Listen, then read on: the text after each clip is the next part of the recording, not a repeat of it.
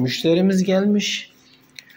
Ustam, ufaktan bir ses geliyor motorda, bir kontrol eder misin diye yanımıza gelmiş. Evet abi, biraz ufaktan ses ama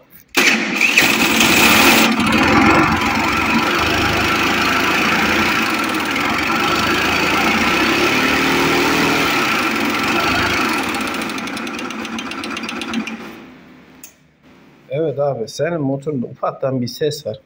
Ama buna bir yağdanlıkla çözerik herhalde ya bu sesi. Kurban oldum. Bu ses nasıl ufaktan?